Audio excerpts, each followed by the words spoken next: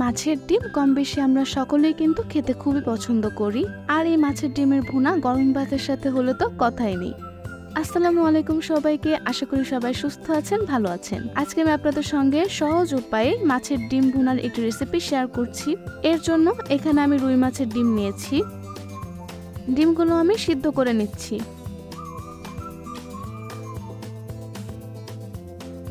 সিদ্ধ করা হয়ে গেলে আমি পানি ফেলে দিচ্ছি এবং কিছুক্ষণ পর ঠান্ডা হয়ে গেলে আমি ডিমগুলো এভাবে হাত দিয়ে ভেঙে নেব।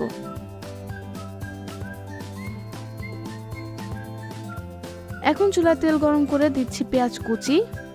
এ পর্যায়ে কিন্তু পেঁয়াজ কুচির পরিমাণ একটু বেশি করে দিতে হবে। কিছুক্ষণ ভাজা হয়ে গেলে এখন দিচ্ছি হাফ চা চামচ আদা বাটা ও হাফ চা চামচ রসুন বাটা।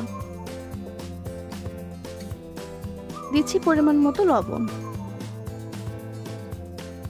এখন দিচ্ছি হাফ চা চামচ ধনিয়ার গুঁড়ো, হাফ চা চামচ হলুদ গুঁড়ো, হাফ চা চামচ শুকনো মরিচের গুঁড়ো দিয়ে কিছুক্ষণ আমি মশলাগুলো ভেজে নেব।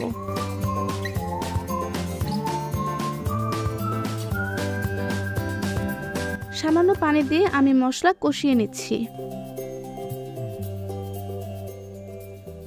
এখন আমি এর মধ্যে এই সিদ্ধ করে রাখা ডিম দিয়ে দিব। ডিম দিয়ে ভালো মতো মিশিয়ে নিচ্ছি। এখন আমি এরকম খুন্তির সাহায্যে ডিমগুলো ভেঙে দিচ্ছি। মশলার সাথে ডিমগুলো খুব ভালো মতো আমি কষিয়ে নিব। দিয়ে দিচ্ছি কিছু চিড়ে রাখা কাঁচামরিচ।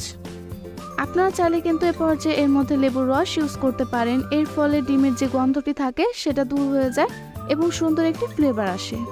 আপনারা চাইলে কিন্তু এ পর্যায়ে এর মধ্যে লেবুর রস ইউজ করতে পারেন। এর ফলে ডিমের যে গন্ধটি থাকে সেটা দূর হয়ে যায় এবং সুন্দর একটি ফ্লেভার আসে।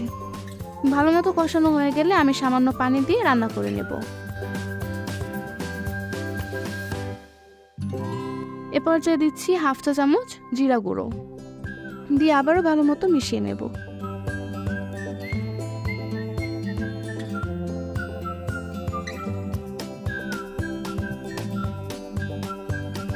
আমি কিছুক্ষণ রান্না করে নিচ্ছি। কিছুক্ষণ পরপর আমি ভালো মতো মিশিয়ে নিচ্ছি।